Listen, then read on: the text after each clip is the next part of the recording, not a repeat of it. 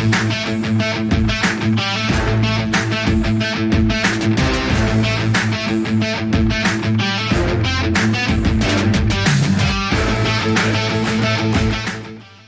morning, fellow Hoops fans. Welcome back to another episode of the Last Shot NBA show here on Little Birdie TV. And as always, we are brought to you by our great mates over there at topsport.com.au. Now, it's Monday morning. We've got a lot of NBA news to go over from the weekend, and especially from this morning as well, because there's been some huge results that we need to talk about. Old mate BK is in the building. BK, how are you, my man? I'm doing good, my brother. How you living? I'm living great, man. I'm living great. And you know what? The Los Angeles Lakers lost this morning, right? And you can see this smile on my face.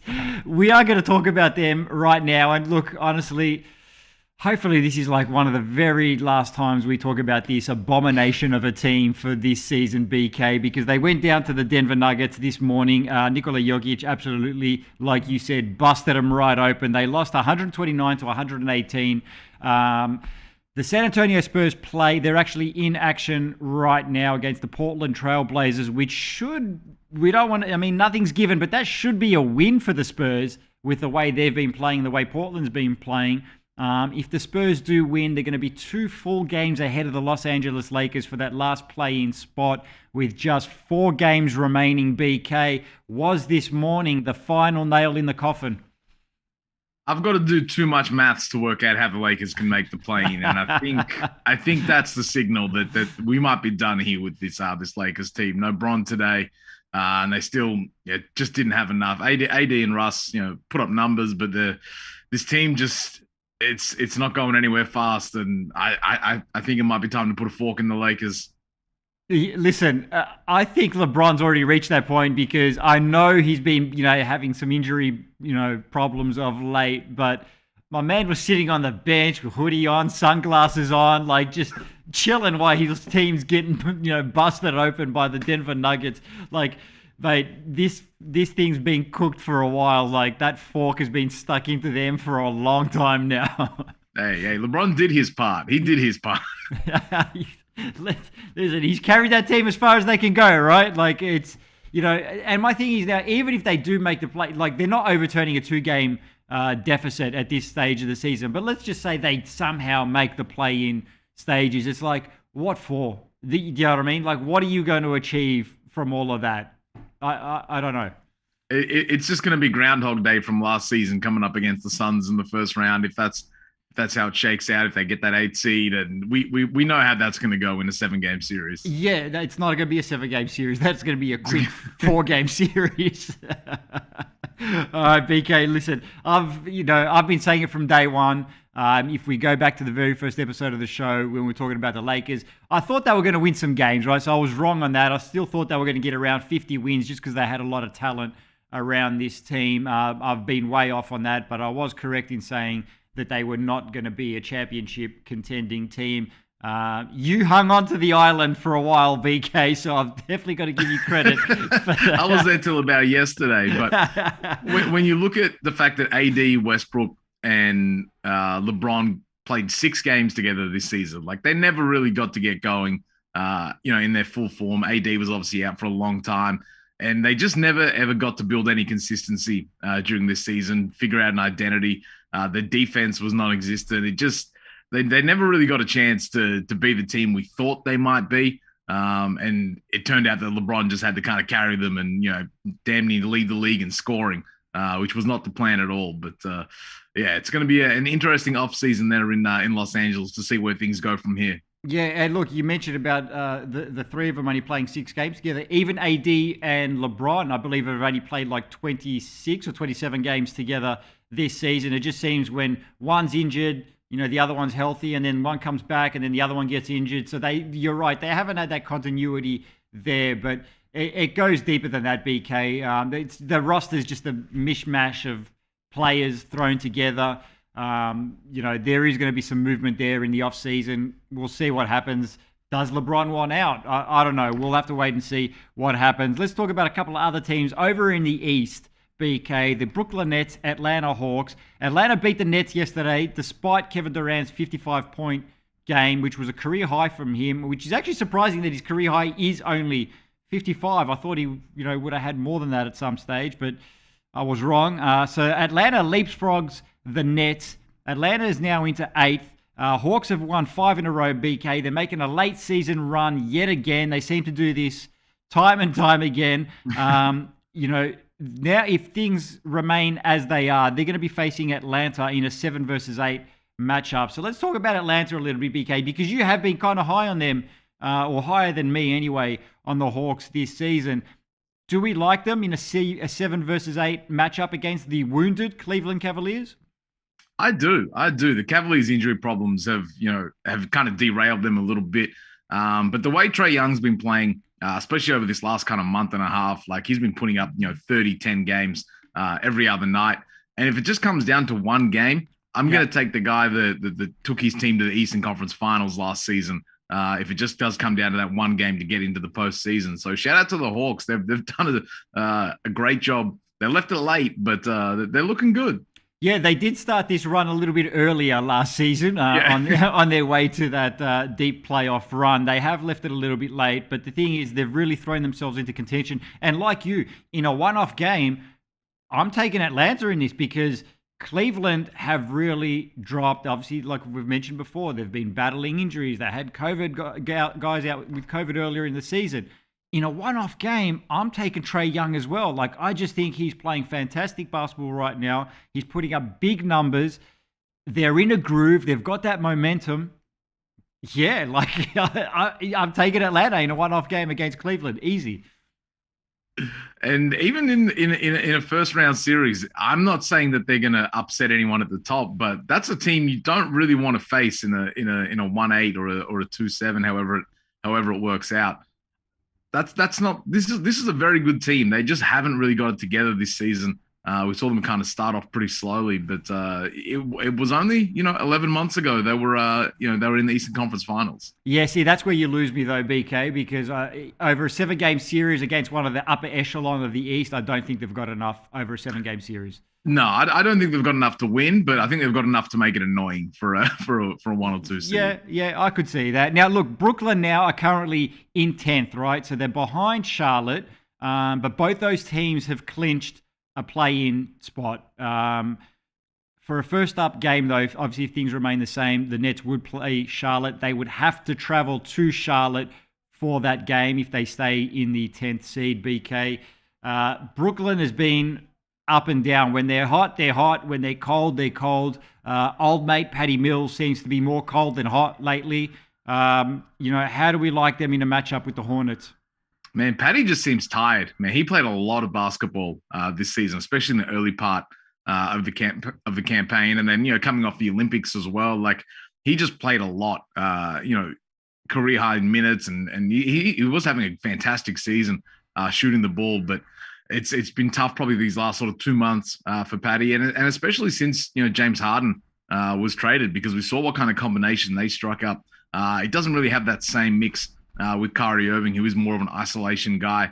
James was able to put him in a lot of positions to score the ball, so it's tough for the Nets because this game against the Hawks kind of looked like what we're going to see in the postseason. It's KD going crazy, Kyrie going crazy, and then everyone else trying to fit in where they can. They don't really have that cohesion. It really does look like it's going to have to be, Kevin Durant's going to score 40, and we'll have to figure out the rest.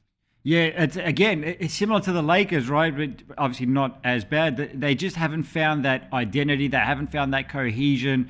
They just don't know who they are still. And it's like we're 4 games away from, play-ins and playoffs starting. And they're talking about maybe bringing Ben Simmons back before the end of the regular season. And I'm like, that's just going to throw another spanner in the works of trying to get another guy, integrated in your team. And you still haven't even figured out what everyone's role is. And it's between the defense needs it, though. The defense needs it. The defense needs it, but it's just like between the Nets and the Lakers, it's like just put us out of our misery, put them out of their misery. Like it's just been off from the very get-go. Yeah, it's chaos over there in BK, but you never know. Once the postseason starts, things start to change. You have guys like KD and Kyrie who have been there at the highest level.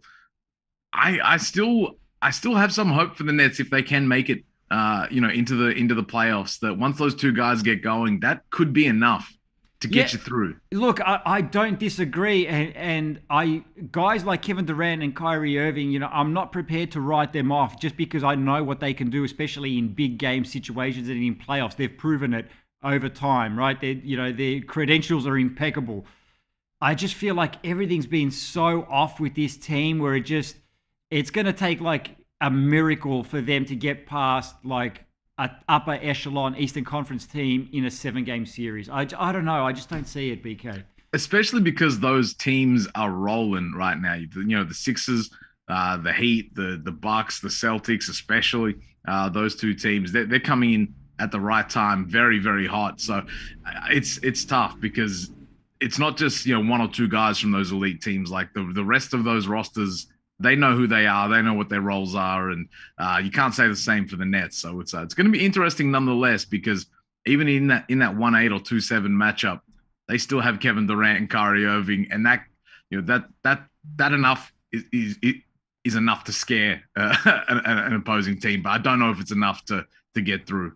Well, you mentioned the Milwaukee Bucks, right? They lost this morning to the Dallas Mavericks, but they are finding form and they have been playing very well. And speaking of knowing their roles, that team knows their roles. They know exactly what to do. I mean, they were top of the mountain last year, trying to maintain their position this year. We're going to talk a little bit about the MVP conversation once again, BK. It's good to touch on this every now and then. Obviously, Joel Embiid, Nikola Jokic been getting all the attention throughout the season, BK. Now, if you remember, when we last checked in with the MVP odds, we were talking about Jason Tatum, and he was $301. He's up to $251, actually, which I still think he should be much higher than that. But hey, I don't control the market. But look, if we look at the top, Nikola Jokic is the favorite at $1.40. Embiid's $3.15. Now, we're going to talk about Giannis. He's $5.50, right? I just feel like he's not getting as much respect and love for the MVP this year as he should. And I've been I picked him for the start of the season to win MVP, so I've been on this train all season. He's not the favorite, but he's building momentum, BK. The Bucks were in second heading into today's game. They probably dropped down maybe to third, depending on other results. He's hitting form at the right time. He is what an MVP, like he ticks all the boxes for me for what an MVP should be. If you look at the numbers, he's averaging 30.1 points, 11.7 rebounds, 5.8 assists, shooting it at 55%. And we've got a tweet that we're going to show up on the screen right now. So have a look at this. Sixers win percentage. This is after yesterday's games. On April 1st. Embiid 64.5%, Nuggets 62.9%, Bucks win percentage with Giannis Antetokounmpo 66%. BK, I rest my case.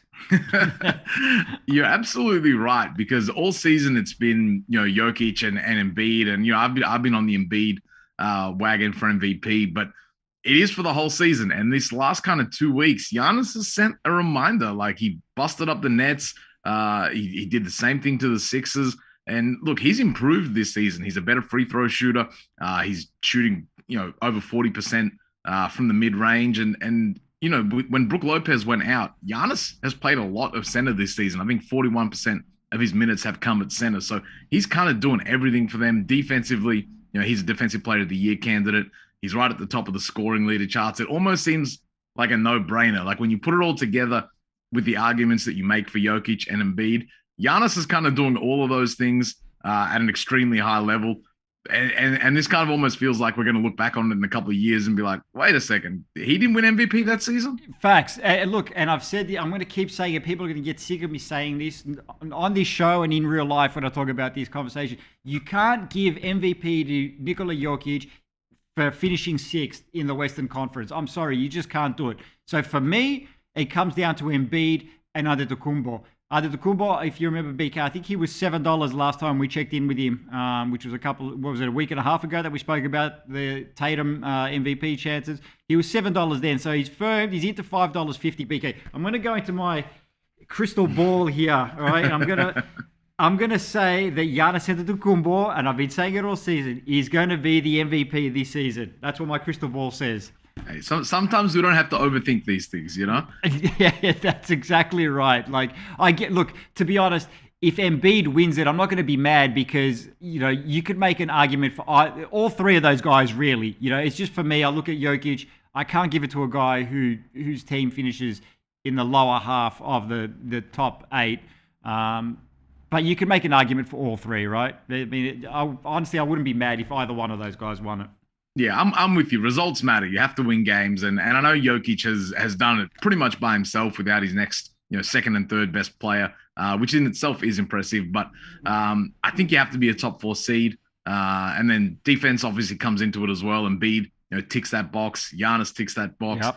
and Jokic has been a much better defender this season as well. Not to the level of an Embiid or an Antetokounmpo. So it's going to be interesting because Giannis has definitely given voters a lot to think about in this last, fortnight of the season. But I wouldn't be mad if Giannis took home the MVP. I'm still holding out on Embiid, but geez, Giannis just makes a lot of sense, right? It does. I actually saw somebody on Twitter, Twitter logic. They were talking about how Giannis is being overlooked because he's a foreigner. And I was like, hang on a second. So's Embiid and so's Jokic. Yeah. So, what are we doing here? I was like, what are we talking about here? I think it's more voter fatigue than anything else. Giannis has won 2 MVPs in recent seasons. Narrative does matter, as whether it's credible or not. But the story has kind of been there for Embiid, especially considering how he kept the Sixers afloat during the start of the season without Ben Simmons. It really was just him and some role players keeping the Sixers at the top of the East. He then gets James Harden coming in alongside it. His production hasn't dipped at all. Yeah. So you have to give him credit on that front, because if he wasn't playing at this MVP level during the first half of the season, I have no idea where the Sixers would be. No, they're heading straight to the lottery. Yeah. They were not. Yeah, he saved them in that first half of the season. All right, BK, we're going to take a look at some games now. There was 12 games on the NBA slate today. 6 already tipped off very early Australian time. I think they started at about 3 a.m. 4 started at 9 a.m. So we're going to look at the 2 remaining games on the NBA schedule. Then we're going to take a look at a couple of NBL games as well. We're going to start off with the Golden State Warriors and the Sacramento Kings. Warriors, $1.52 favorites. Kings, $2.57. Lines at 4.5. Total is at 220.5. Live on NBA League Pass. Golden State playing second night of a back-to-back. Had a come-from-behind win against the Jazz yesterday behind Klay Thompson's 36 points, which clinched the playoff berth for the Golden State Warriors. Was just their second win in the past 9 games. So they've been struggling without Steph Curry. They need to win this game against the Kings. The Warriors are projected to win 51 games, but so is the Dallas Mavericks. They're projected to win 51 as well. If they're both tied, the Mavs have the tiebreaker over the Golden State Warriors. Mathematically, the Kings are still in contention for a play-in spot, but really no one thinks they're going to make that, BK. Who do you like in this one? Yeah, I don't think they even think they're going to make that. No, I'm rocking with the Warriors in that one. We saw Poole and Klay balling out in their last game. They need to win this game, and I think this one's pretty cut and dry. Yeah, me too. I'm going with the Golden State Warriors. Klay Thompson's being, slowly getting back to more of his old self than not. So it's good to see for them. And I think even without Steph Curry, they've got too much for the Sacramento Kings. They're going to win this game today. Next game we're going to take a look at is the New Orleans Pelicans and the Los Angeles Clippers. Clippers, $1.75 favorites. Pelicans, $2.12. Lions at -2. Total is at 222.5. Live on ESPN. Playoff implications here for New Orleans. With the Lakers loss this morning, I think they're pretty safe in the play-in. They've won 3 in a row. They can't catch so they're 9th. They can't catch the Clippers in the seeding. So it's just a matter of getting home court in that 9 versus 10 matchup. Clippers have already clinched the play-in berth. They're secure in the 8th spot. BK, who gets the honors today? Man, I've liked what I've seen from the Pelicans in their recent games. They're hooping at the right time, and they have a little bit more to play for than the Clippers, who are kind of just chilling there in the 8th seed. So I'm gonna go with the Pels in this one. Yeah, me too, BK. Even though it is in Los Angeles, I'm going with the Pelicans too. Like I said, they've won 3 in a row. They're playing some pretty good basketball right now. Paul George has come back for the Clippers, looking pretty good as well. But yeah, I just think that the Pelicans have more to play for right now. Okay, we're going to take a look at a couple of NBL games, and then we're out of here. We're going to start off with the Cairns Taipans and the New Zealand Breakers. The Breakers Slight favourite. Well, yeah, $1.47. Taipans 268. Lines at 4.5. Total is at 166 flat. Live on ESPN BK. This is the equivalent of Detroit versus Indiana. Neither team much to play for. Breakers have 5 wins on the season. The Taipans have 7. This one's being played in Tasmania, I believe. I feel bad for the Breakers. They've done it tough this season. Who do you like in this one, BK? Yeah, and the clash of the Titans. I'll go with the Breakers. There's not much in this game, but I like some of the young guys on this Breakers team. Yeah, I'm going to go with the Breakers too. Actually, I'm going with the money on that one here. Now, the next game we're going to take a look at. This is the big one for tonight, BK, and there's playoff implications for both teams here. This is a 1 versus 4 battle. Look at that, $1.90 for both of them. Even the money can't split them. The line's at 1. The total is at 176. Live on ESPN BK. United are tied with the Kings at the top of the NBL ladder. They're both 15-7. The Wildcats are in 4th. The Jack Jumpers are 1 game behind them in the win column, but the Perth do have 2 games in hand. Wildcats are on a 2-game losing streak. Now, they will be without the services of John Brown and Michael Frazier because of that FIBA saga continuing on with that one there. This one's going to be a good game over there in Perth, BK. Who do you like in this one?